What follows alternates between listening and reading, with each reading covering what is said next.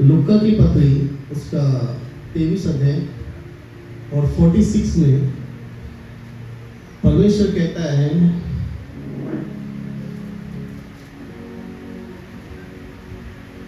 और यीशु ने बड़े शब्द से पुकार कर कहा, हे मेरे पिता, मैं अपनी आत्मा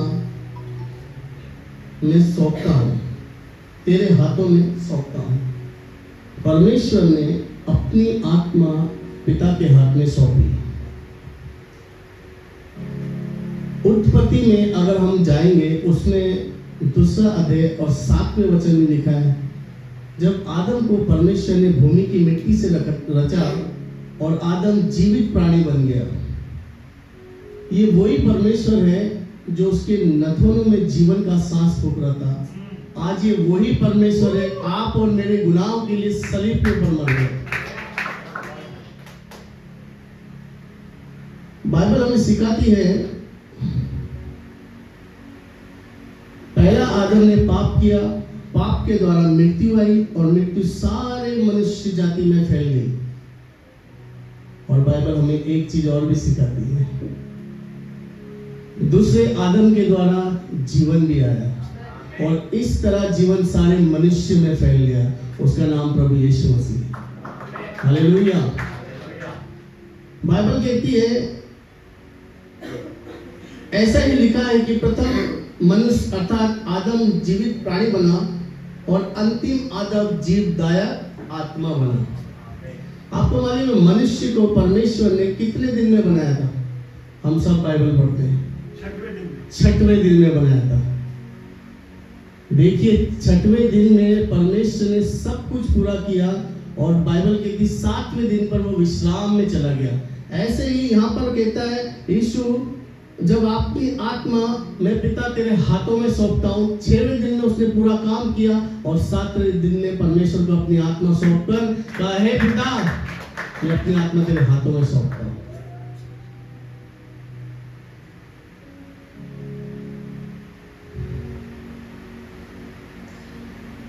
वह हमारे अपराधों के लिए घायल किया गया और हमारे धर्मी ठहराए जाने के लिए वो 30वें दिन मुर्दों में से जी उठा।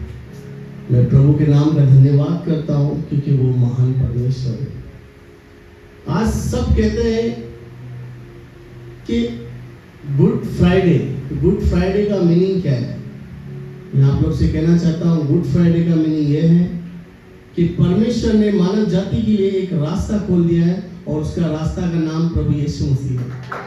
आप पापी हो या कुछ भी हो, पर इस रास्ते पर जिस दिन आप आएंगे, आप इंसान बन जाएंगे। क्योंकि परमेश्वर एकमात्र इतना सुंदर और प्यारा और अत्यंत प्रेम से भरा हुआ परमेश्वर है, जो आज से 2000 साल पहले हमारे बीच में आया। बाइबल हमें सिखाती है, वचन दीदारी हुआ और हमारे लोगों में उसने प्रवेश किया। 33.5 साल वो मनुष्य बनकर मानव जाति के साथ चलता फिरता खाता था और लोग बोलते थे ये पापियों के साथ खाता है। आज मैं आपको बता दूं, यूहन्ना 10:10 में लिखा है, चोर किसी और काम के लिए नहीं, हत्या करने, चोरी करने, नष्ट करने आया, पर मेरा परमेश्वर इसलिए आया कि तुम जीवन पाओ और बहुतायत का पाओ। आज परमेश्वर मनुष्य बना, सलीब पर गया और आपको मालूम है यीशु मसीह बार बार बोलता था अपने चेलों को, जिस दिन मैं स्वर्ग जाऊंगा सत्य का आत्मा भेजूंगा। आज मरियम के पास जब प्रभु जिब्राइल स्वर्गदूत आता है और कहता है तू गर्भवती होगी और तू पुत्र को जन्म देगी और परम प्रधान की सामर्थ तुझ पर छाया करेगी। ये वही इस पवित्र आत्मा है जो मरियम के गर्भ में आया। और आपको एक वेद की बात मैं बताता हूँ। अदन की वाटिका के अंदर आदम, जब परमेश्वर आदम को बनाया, उसके साथ लेडीज नहीं थी, वो बाद में बनाई गई। जब देखा इसका अकेला रहना नहीं है। जब आदम को बनाया तो एकदम फ्रेश और बहुत नीट एंड क्लीन बनाया परमेश्वर ने। लिखा है वो सिद्ध था। जब परमेश्वर इस स्त्री के पास भेजता है, मरियम के पास। तो आपको मैं एक बात बताता हूँ, इसके पास भी आदमी नहीं था। जैसा आदम के पास स्त्री नहीं थी, वैसे ही मरियम के पास आदमी नहीं था, वो कुंवारी गर्भवती थी। वो ही पवित्र आत्मा आप और मेरे से क्या चाहता है? जो चीजें नहीं हो रही है ना, वो परमेश्वर कर सकता है।